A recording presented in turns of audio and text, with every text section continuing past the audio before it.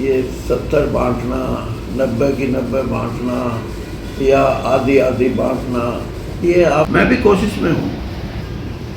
मैं मुख्यमंत्री बना नहीं बना ये सवाल नहीं है। अब भारतीय जनता पार्टी फंसेगी इस बात के लिए कि वो ढूंढेगी आरएसएस का कहाँ से लेके आया। हरियाणा में आरएसएस है नहीं, वो ऐसे ऐसे खड़े कर देंगे आराम से। कांग्रेस को कोई ज़्यादा मेहनत करने की जरूरत नहीं। देखिए, बात यह है कि हरियाणा में 70% लोग मतदाता भारतीय जनता पार्टी को वोट नहीं करना चाहते। आप अभी चौटाला परिवार की बात की। चौटाला परिवार का कोई सदस्य ऐसा था जिसने राष्ट्रीय स्तर की तो बात छोड़ो, प्रदेश स्तर पे किसी खेल में कोई प्रतिभा का धनी रहा हो, किसी ने कोई चुना, कोई जीता हो बड़ा खेल में इनाम, उनका कहीं अस्तित्व बचा नहीं है। चाहे वो बीएसपी है, चाहे वो इनेलो है, चाहे जेजेपी है, चाहे आप पार्टी है, और भी कोई नाम हो तो बता दो, वो भी हैं। एक तो लोग नाराज हो जाए एक पार्टी से, अब वो स्थिति नहीं है। जेजेपी से तो लोग नफरत करने लगे हैं, उनको कुंठा है इस बात की, पीड़ा है कि हमने राजनीतिक तौर पे एक ऐसी गलती की है जिसके परिणाम ये हुए कि राजनीति को ही लोगों ने खरीदना बेचना शुरू कर दिया। फिर दुष्यंत चौटाला ये कहेंगे कि मैं अपना एक मजबूत उम्मीदवार उतारूंगा क्योंकि मेरे को दूसरे चुनाव क्षेत्र में लोगों ने कहा कि यहाँ से लड़ो। दोस्तों नमस्कार, मैं आपका दोस्त करमपाल। पूर्व केंद्रीय मंत्री चौधरी बीरेंद्र सिंह से आज कई मुद्दों पर बातचीत हुई। कांग्रेस में मुख्यमंत्री कौन बनेगा, भूपेंद्र सिंह हुड्डा या कुमारी शैलजा? कांग्रेस में टिकटों का बंटवारा किस तरह से होता है? जो सर्वे की बात कही जा रही है कि सर्वे के आधार पर टिकटें दी जाएंगी, क्या असलियत में सर्वे होता है और उसके आधार पर टिकटें मिलती हैं? विनेश फोगाट को राज्यसभा में भेजे जाने पर जो हुड्डा का बयान है उसके ऊपर, और मुख्यमंत्री नायब सैनी जो लगातार घोषणाओं पर घोषणाएं कर रहे हैं, इन कई मुद्दों पर चौधरी बीरेंद्र सिंह से बातचीत की और बड़े सटीक जवाब दिए। और जेजेपी इनेलो की राजनीति पर बहुत बड़ी बात कह गए चौधरी बीरेंद्र सिंह। तो सुनते हैं चौधरी साहब ने क्या कुछ कहा। मुख्यमंत्री लगातार घोषणाओं पर घोषणाएं कर रहे हैं, क्या लगता है जी इनका विधानसभा चुनाव में क्या असर पड़ेगा? ये जो घोषणाएं कर रहे हैं, अगर 2 साल पहले करते तो इनकी गाड़ी ठीक ठाक चल जाती। अब गाड़ी पटरी से उतरी हुई है, घोषणाओं का कोई असर नहीं पड़ता। मतदाता अपना जो भी वोट डालने का फैसला है वो चुनाव से 4-6 महीने पहले कर देता है। अब वो स्थिति है नहीं। और फिर साधारण मतदाता ये भी समझता है कि ये सिर्फ चुनावी चीज़ है जो बोलने को कहने को है। अगर मन में सही इरादा होता तो ये 1-2 साल पहले, 3 साल पहले, बल्कि शुरू में जो चीज़ें आप करते हो, अब राजनीतिक लोग ये समझते हैं कि शुरू में कर दी तो जो आखिरी का 5वां साल होगा उसमें क्या करेंगे। तो ये विरोधाभास है राजनीतिक सोच का, और उसी का परिणाम भुगत रही है भारतीय जनता पार्टी। अपने मैनिफेस्टो में लोकसभा चुनाव में लेकर आई थी, जैसे सिलेंडर 500 रुपया करना, कच्चे कर्मचारियों को पक्का करना, और कांग्रेस की घोषणा को लागू करने में लगे हुए हैं। मेरा एक और मत भी है कि पार्टियों को अपना घोषणा पत्र की विचारधारा के रूप में तो प्रस्तुत कर सकते हो आप मतदाता को, लेकिन उनका जब खुलासा करके करते हो तो दूसरी पार्टियां, सही है, जो सत्तासीन पार्टी होगी वो उसके संज्ञान में जब ये बात आएगी तो वो कोशिश करेगी उसका काउंटर करने का, उसकी पूर्ति करने का है जी। और अभी जैसे चर्चाएं सियासी गलियारों में सिर्फ एक ही हैं कि कहाँ से किसको टिकट मिलेगी। क्या आपको लगता है लोकसभा चुनाव में सर्वे के आधार पर टिकट मिली थी, जैसे बातें चली कि विधानसभा चुनाव में हम सर्वे के आधार पर टिकट देंगे? ये सर्वे का कोई मतलब नहीं होता। सर्वे एक ऐसी चीज़ है जो करवाता है।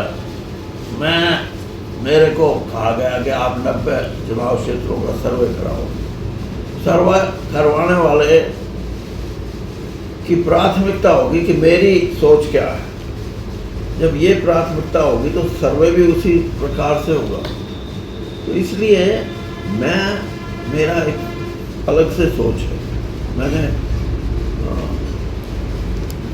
कांग्रेस के पीछे मीटिंग हुई थी, उसमें ये विचार मैंने दिया था कि आप सर्वे कराओ, कांग्रेस पार्टी इस बात का कि 90 में से कितनी सीटें ऐसी हैं जो जहाँ कांग्रेस मजबूत है, जहाँ चुनाव जीतने की हर प्रकार से संभावनाएं हैं। फर्ज किया वो 60 सीटें आती हैं, उन 60 सीटों पे कांग्रेस जो प्रत्याशी उतारे उसका प्रत्याशी का कांग्रेस की भूमिका, लोगों के लिए सामाजिक तौर पे उसके कार्य और उसकी बुद्धि और उसके अनेक प्रकार से ऐसी चीज़ें जो साधारणता लोगों में होती नहीं। यानी दिल तो सबका करता है राजनीति में आने का, लेकिन कुछ ऐसी चीज़ें हैं जिनके बारे में सोचना पड़ता है। और सोचने का मतलब मैं आपको इशारतन समझा देता हूँ। जैसे कांग्रेस में ले लीजिए, कांग्रेस में पी चिदम्बरम, आनंद शर्मा, ये ऐसे कुछ नाम हैं, और भी 20 नाम मैं बता सकता हूँ आपको। दूसरी पार्टियों में जैसे फाइनेंस मिनिस्टर क्या नाम, निर्मला सीतारमण, अरुण जेटली हैं, ये कुछ ऐसे लोग हैं जिनको पार्टियों को जिनकी जरूरत पड़ती है अपनी विचारधारा को एक ऐसा रूप देने में जिसमें लोगों को उसकी एक्सेप्टेबिलिटी हो, लोग उस विचारधारा की तरफ खिंचे। और जो जैसे मैंने बताया, ये पार्टी, हर पार्टी ये सोच के करती है, कोई ये नई बात नहीं है। और दूसरा मैं जैसे कहा कि 60 में से 90 में से 30 सीटें कमज़ोर हैं, वहाँ एक सर्वे ये कराया जाए कि यहाँ सबसे मजबूत कैंडिडेट कौन है। ये दोनों अलग अलग चीज़ें हैं। मैंने ये विचार इसीलिए रखा कि हमारे को हरियाणा में आने वाला जो चुनाव है, सिर्फ यही चुनाव की बात नहीं, आगे 20 साल की राजनीति हरियाणा की क्या हो, किन विचारों को लेके प्रमुखता से लोग आगे आए, कौन सी युवा पीढ़ी है जिसको हम अपनी इस राज्य की जो भी शक्ति है, राजनीतिक शक्ति, उसको सौंपें। ये चीज़ बहुत ज़रूरी है। सियासी गलियारों में चर्चाएं हैं, 90 में से 70 से ज़्यादा टिकटें भूपेंद्र हुड्डा बांटेंगे। आप 50 साल तक कांग्रेस में रहे, आपको पता है कि टिकटें किस तरह से बढ़ती हैं। कितना दम है इन बातों में? क्या कुमारी शैलजा, रणदीप, वीरेंद्र सिंह के खाते में कितनी टिकटें आएंगी? ये तो देखो, बात ये है कि ये 70 बांटना, 90 की 90 बांटना या आधी आधी बांटना, ये आपके पत्रकारिता का अंग है। आप उसको कैसे लिखो, कैसे कहो, मैं इस पर क्या टिप्पणी कर सकता हूँ। उचाना में बहुत सारे दूसरे नेता, जब आप भाजपा में थे उसमें कांग्रेस में सक्रिय थे, वो भी अभी टिकट का दावा कर रहे हैं। लोकसभा चुनाव के दौरान वो जेपी के साथ बहुत सक्रिय थे, अभी वो मैदान में कंटिन्यू सक्रिय हैं और वो कह रहे हैं टिकट हम लेके आएंगे। क्या टिकट तो एक को मिलने, चौधरी बृजेंद्र सिंह का दावा हम माने मजबूत है सबसे, तो क्या वो निर्दलीय खड़े होते हैं तो चुनाव किस तरह का आप मानते हैं रहेगा फिर उचाना का? नहीं, एक तो आप ये क्यों मानते हो कि उनको टिकट नहीं मिलेगी, जो आप मेरे से पूछ रहे हो। आप ये पूछो कि उनको अगर टिकट ना मिले और आपको मिल जाए या बृजेंद्र सिंह को मिल जाए, तो क्या वो निर्दलीय चुनाव लड़ेंगे, ये पूछो। बात है कि उधर से वो निर्दलीय चुनाव लड़े तो क्या आकलन रहेगा चुनाव का? देखिए, बात यह है कि हरियाणा में 70% लोग मतदाता भारतीय जनता पार्टी को वोट नहीं करना चाहते। उनके मन में एक ही बात है कि भारतीय जनता पार्टी को सत्ता से उखाड़ के बाहर करना है। अब उसमें वो 70% किसको पसंद करेंगे? तो हरियाणा की अब जो राजनीतिक परिप्रेक्ष्य है उसमें आप देखोगे तो कांग्रेस के अलावा दूसरे जो क्षेत्रीय दल हैं उनका कहीं अस्तित्व तो बचा नहीं है। चाहे वो बीएसपी है, चाहे वो इनेलो है, चाहे जेजेपी है, चाहे आप पार्टी है, और भी कोई नाम हो तो बता दो, वो भी हैं। मतदाता के मन में ये विचार है कि अगर ये नहीं है तो फिर कांग्रेस ही है। अब कांग्रेस को ये देखना है कि वो 70% में से कितना हिस्सा अपनी तरफ लेंगे, खींचेंगे, उसके लिए भी काम करना पड़ता है। हल्के में 10-10, 15-15 टिकट के दावेदार हैं, तो जो बागी होंगे टिकट नहीं मिलेगी, उसका कितना चुनाव में असर डालते हैं? पिछले विधानसभा चुनाव में हमने देखा जेजेपी के 10 में से 6 एमएलए बागी थे जिनको बीजेपी या कांग्रेस से टिकट नहीं मिली थी, तो बागी कितना असर डालेंगे इस चुनाव में भी? ये होता है हमेशा, हर चुनाव में होता है। आप ये मान के चलो कि हरियाणा में जब से चुनाव होने लगे हैं 5 से और 10 के बीच में निर्दलीय चुनाव जीत जाते हैं। निर्दलीय क्यों जीतते हैं ये समझने की बात है।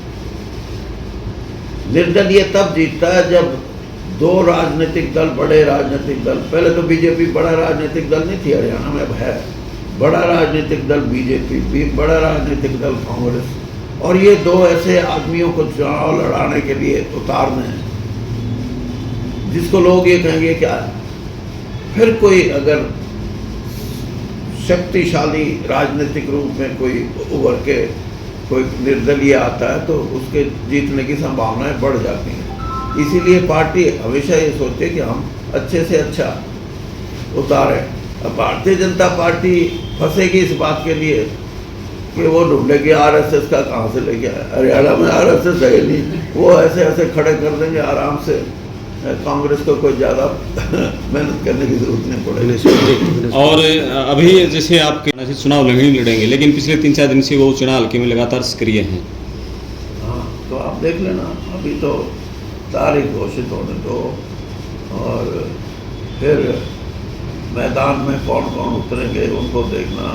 फिर दुष्यंत चौटाला ये कहेंगे कि मैं अपना एक मजबूत उम्मीदवार उतारूंगा क्योंकि मेरे को दूसरे चुनाव क्षेत्र में लोगों ने कहा कि यहाँ से लड़ो। जी, और लोकसभा चुनाव में चौधरी देवीलाल परिवार को इनेलो जेजेपी दोनों को मतदाताओं ने पूरे नकार दिया, एक भी हल्के में उनकी जमानत नहीं बच पाई, तो क्या लगता है कि ये देवीलाल परिवार की सियासत पर संकट है पूरा विधानसभा चुनाव में?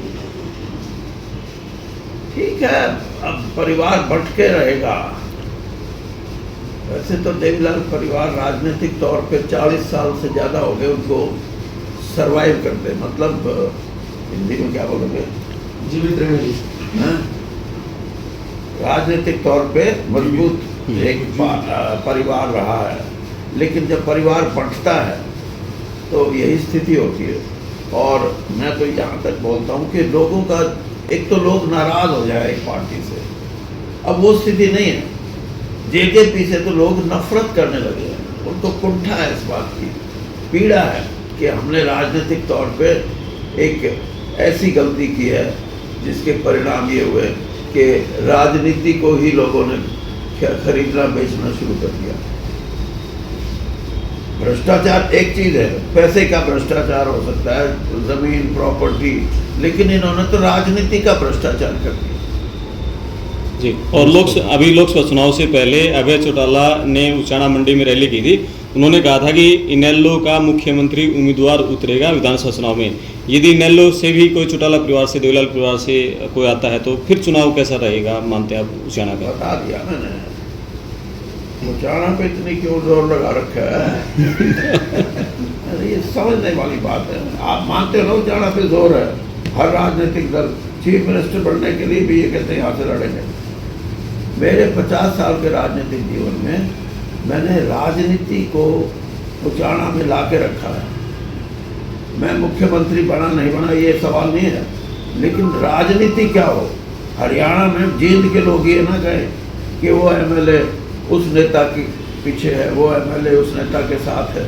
ये प्रथा मैंने ख़त्म की है और मैंने वो परिस्थिति पैदा की जिसका आप जिक्र कर रहे हो कि चुनाव लड़ना है तो उचाना से लड़ो ताकि मुख्यमंत्री बनने की संभावनाएं बढ़ जाए। जी, और एक विनेश फोगाट जिस तरह से फाइनल में डिस्क्वालीफाई की गई, उसके बाद कल भूपेंद्र सिंह हुड्डा का एक बयान आया कि हमारे पास बहुमत होता तो हम इसको राज्यसभा में भेजते। ये और उनके ताऊ महावीर फोगाट ने कहा कि ये पूरा राजनीतिक स्टंट है। जब कांग्रेस सरकार थी, गीता फोगाट को उसने डीएसपी नहीं बनाया, ना बबीता को बनाया। ठीक है, हमारी सरकार जब बढ़ेगी तो भेज देंगे हम क्योंकि उसमें तो बहुमत एक सीट है ना, एक सीट में तो जो 46 वोट लेगा वो उसी का राज्यसभा में जाएगा। तो आज के दिन ये परिस्थिति नहीं है, लेकिन ये ज़रूर है कि बीजेपी को भी ये फैसला कर लेना चाहिए, कांग्रेस को भी कर लेना चाहिए, और जो दूसरे दल हैं, जो जेजेपी है, एक अलोपा है, और इस तरह निर्दलीय हैं, ये सब मिलके कहें कि एक हमारी बेटी ने इतिहास रचने का एक कदम बढ़ाए थे, 3 कदम सफल रहे, चौथे कदम में परिस्थितियां ऐसी बन गई, तो क्यों ना सब मिलके उनको सम्मान के तौर पे राज्यसभा में भेजना चाहिए जी। अब कोई ज़रूरी थोड़ा है कि बीजेपी ये कहे नहीं ये तो आरएसएस की नहीं है, इसकी बहन आरएसएस की है, शायद उसको भेज दे। नहीं, सम्मान अगर किसी ने अंतर्राष्ट्रीय स्तर पे इस लड़की ने दिलवाया है, विनेश ने, और ये सम्मान की भी बात नहीं, इसने स्पोर्ट्स पर्सन के लिए लड़कियों का जो आंदोलन था उसमें भी इसकी मुख्य भूमिका थी, तो राजनीतिक भी है ये, और आलीशान इसकी परफॉर्मेंस रही और बेस्ट खिलाड़ी है, तो 3-4 चीज़ें इकट्ठी हो जाएं तो कर देना चाहिए। और जिस तरह से डिस्क्वालीफाई होने के बाद एक राजनीति भी शुरू हो गई है, विपक्ष का आरोप है कि सत्ता पक्ष की तरफ से ये खेल हुआ है, जिस तरह से उसको डिस्क्वालीफाई किया गया, और इंडियन ओलंपिक एसोसिएशन ने भी मतलब सही तरह से पैरवी नहीं की, पूरी राजनीति पूरा मतलब सत्ता पक्ष को जिम्मेदार ठहरा रही है। इसका कितना असर हरियाणा की राजनीति पर देखोगे आप? एक मिनट, मैं जो आप कहलवाना चाहते हो वो नहीं कह रहा, मेरी सुनो, मैं ये कह रहा हूँ कि भारत में जितनी भी खेल की फेडरेशन है, स्पोर्ट्स फेडरेशन, चाहे वो इंडियन ओलंपिक फेडरेशन हो, IOA जिसे इंडियन ओलंपिक एसोसिएशन, चाहे भिन्न भिन्न खेलों की फेडरेशन हो, इनके बारे में पुनर्विचार होना चाहिए कि इनकी संरचना कैसे हो। ये बड़े उद्योगपतियों के हाथ में सौंप देना, बड़े कोई बड़ा अफसर है उसको सौंप देना, या ऐसे आदमी जो राजनीति के यानी किसी ना किसी रूप में बेटे पोते पोती हैं उनको सौंप देना। आप अभी चौटाला परिवार की बात की, चौटाला परिवार का कोई सदस्य ऐसा था जिसने राष्ट्रीय स्तर की तो बात छोड़ो, प्रदेश स्तर पे किसी खेल में कोई प्रतिभा का धनी रहा हो, किसी ने कोई चुना, कोई जीता हो बड़ा खेल में इनाम, लेकिन कोई बॉक्सिंग का चेयरमैन, कोई वॉलीबॉल का चेयरमैन, कोई रेसलिंग का, और अब इसी तरह की बातें भारतीय जनता पार्टी में भी शुरू हो गई कि इस MP को बढ़ा दो, इस फेडरेशन का। ये गलत है आपको, और इसीलिए मैं ये कह रहा हूँ कि ये जो घटना घटी है इसमें कहीं ना कहीं हमारी जो संस्थाएं हैं खेल से जुड़ी हुई, उनमें कहीं ना कहीं किसी ना किसी रूप की कमी रही है, और उसी कमी की वजह से विनेश को ये इतना बड़ा नुकसान हुआ। ना तो आप एक खिलाड़ी को जो 53 किलो में लड़ती थी 50 किलो में लड़ाते हो, तो उसका डाइट करने वाला, उसका कोच, उसके साथ 4 उसके फिजियोथेरेपिस्ट और पता नहीं कितने लोग होते हैं, जिम्मेदार हैं ये लोग कि भाई आप किसी ना किसी रूप में कहीं ना कहीं कोई ऐसी घटना नहीं हो जिसमें आपका 50 किलो से ज़्यादा वजन बढ़ जाए। तो इन घटनाओं को साधारण तौर पे या राजनीतिक तौर पे नहीं देखना चाहिए। मैं ये कहता हूँ कि चाहे वो स्टेट फेडरेशन है, चाहे डिस्ट्रिक्ट फेडरेशन है खेलों की, और चाहे राष्ट्रीय स्तर की, और चाहे इवन अंतर्राष्ट्रीय स्तर की। अंतर्राष्ट्रीय स्तर भी ऐसे ही है, जो दुनिया का सबसे अमीर आदमी होगा वो इंटरनेशनल ओलंपिक एसोसिएशन का अध्यक्ष, ऐसे भी किस्से हुए हैं। तो इसलिए मेहरबानी करो, खेल को खेलों जैसा बनाओ और उनको आज़ादी दो, खेलने वालों को और खेल सिखाने वालों को, ताकि उन फेडरेशन को, उन एसोसिएशन को वही ठीक रूप से चलाएं। ये है जी। एक अभी लोकसभा चुनाव के बाद कुमारी शैलजा ने भी ये दावा किया है सिरसा जीतने के बाद कि मैं भी CM पद की दावेदार हूँ। क्या इसका, और उधर से भूपेंद्र सिंह हुड्डा दीपेंद्र को भी लगातार उनके समर्थक सीएम के रूप में भी इसे प्रपोज कर रहे हैं, आगे की राजनीति इन दोनों में कितना द्वंद्व रहेगा? क्या इसका कांग्रेस की राजनीति पर कितना असर पड़ेगा? ये गुटबाजी कांग्रेस ये गुटबाजी नहीं है, आपको फिर समझाता हूँ। जिस पार्टी ने 76-77 साल के स्वतंत्रता के बाद 50-55 साल 60 साल तक सत्ता में रही है, राज किया है, उसके मंत्री बने हैं, मुख्यमंत्री बने हैं, प्रधानमंत्री बने हैं, पार्लियामेंट में रहे हैं, एमएलए बने हैं 5-5, 6-6, 7-7 बार, वो कोई भी राजनीति करने वाला आदमी इतने समय तक रहेगा तो उसका मन होता है, उसके मन में एक ये बात होती है कि मेरा राजनीतिक योगदान जो है उसको मैं मजबूत रखूं। पार्टी में मजबूत रखने के लिए उसको आप ये नहीं कहते कि ये धड़ों में बट गई पार्टी, नहीं, मैं नहीं मानता। मैं भी कोशिश में हूँ कि मेरे जितने साथी, हज़ारों साथी जो है मेरे साथ जुड़े हुए हैं, जो भारतीय जनता पार्टी में गए मेरे साथ, आप मेरे साथ फिर कांग्रेस में आए हैं, हम सभी आने वाले दिन 95% लोग कांग्रेसी थे जो छोड़ के गए होगा हमारे साथ। मैं भी चाहता हूँ कि उनको भी राजनीति में स्थान मिले, इसमें बुराई क्या है? जी। और वीरेंद्र सिंह अब अपना अलग गुट है या वीरेंद्र सिंह रणदीप सैलजा एसआर के गुट में एसआरबी गुट बनेगा, उसमें शामिल है? ये तो आपने लिखना है, जो लिखो लिख देना।